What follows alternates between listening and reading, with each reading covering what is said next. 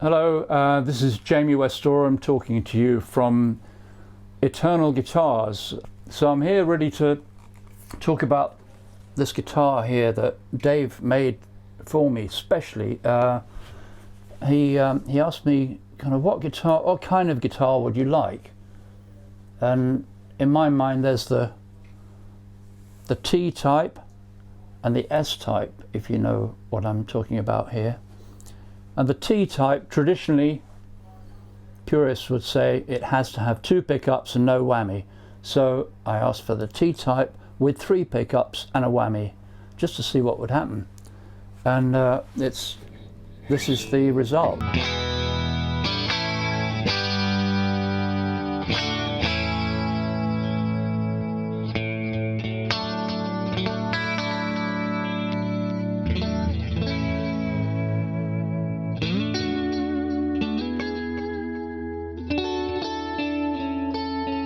So it's got the twang and it's got the weight, it's got the thump, if you like.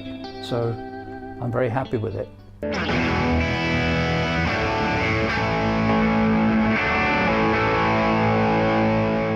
I grew up in a music loving, that's an understatement, family with instruments all over the place, lots of records.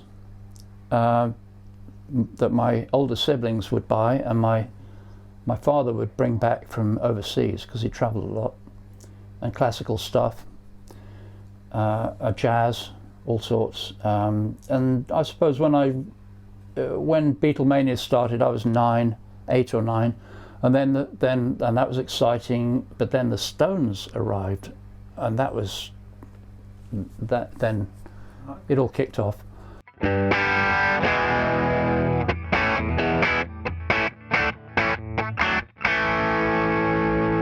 And opened the way to, they gave us blues really, which we hadn't heard of it much in the UK. And I remember then hearing the early blues in Austria, of all places, on some, it must have been one of those services stations.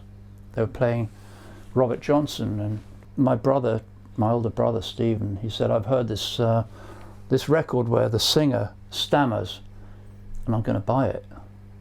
And he brought it home and put it on. It was My Generation, of course. And that really was the turning point for me, where I just wanted to learn the guitar. And then, of course, I heard the more and more American bands, like, it was kind of the West Coast psychedelic bands like Quicksilver, Jefferson Airplane, Grateful Dead. And then punk exploded. That's after I managed to get into music college somehow, and after learning all about extended chords and modulation and clever things, punk exploded, and I went, okay, actually you only need 3 chords really, and a lot of attitude and loud fingers.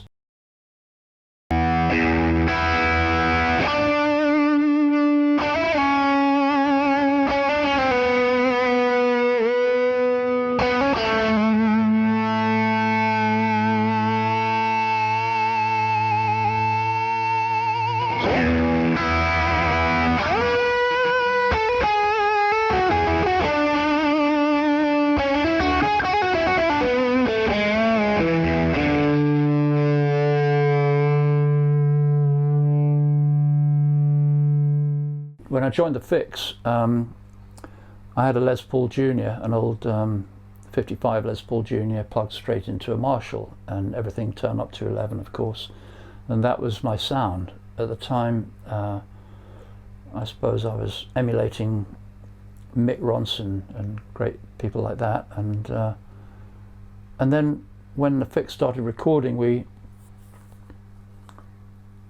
I got more into clean sounds for some reason, and one day I played on an early track we did called Some People.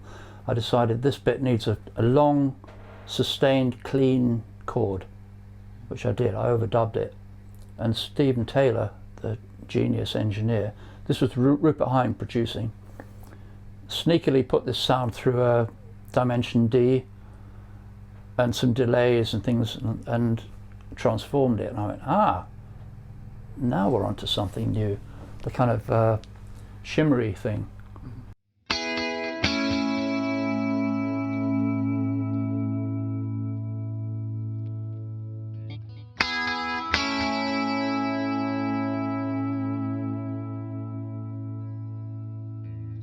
But I've always kept the kind of the loud turn it up to 11 thing in the back pocket as well, so I like to go between lots of different tones, so, and this guitar can do it all actually.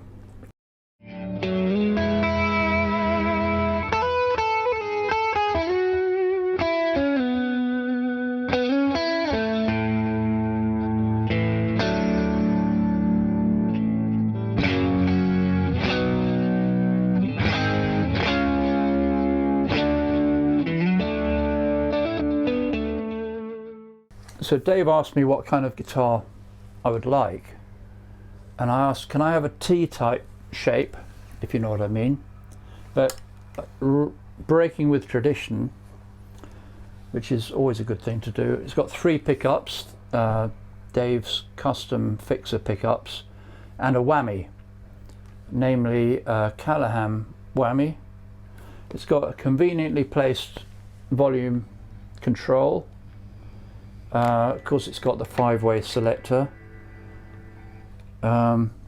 It's got a very chunky maple neck, rosewood fingerboard, vintage curve on the fingerboard.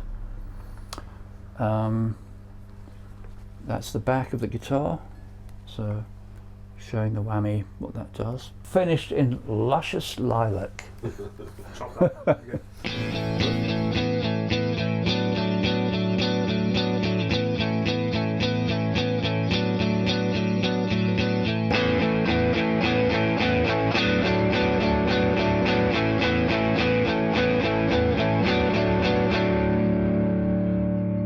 Just wanted to finally mention my solo album, which is called Skeleton Key, and it's out on the Orchard label. You can find it on all the usual platforms, and you can buy the physical CD hopefully everywhere, I don't know. During lockdown, as we all found ourselves in this weird situation where we weren't allowed to go anywhere, weren't allowed to mix, so it's pretty obvious that's, for musicians, that's the time we can finally do our solo album. So I've got a guitar, a laptop, a couple of mics, a shed, a good UA interface, a fun wife. That's it. That's all you need. So I decided to just plug in and record and see what happened. And I teamed up kind of remotely with Nick Jackson, who'd already worked with the Fixx, recording us. He's himself a good musician too. And what we did, I recorded everything except drums. So I recorded guitars, bass, vocals, the BB singing a little bit on BVs on a song called Collusion Blues, and providing French whispering. I'll leave you to figure that one out when you hear the track.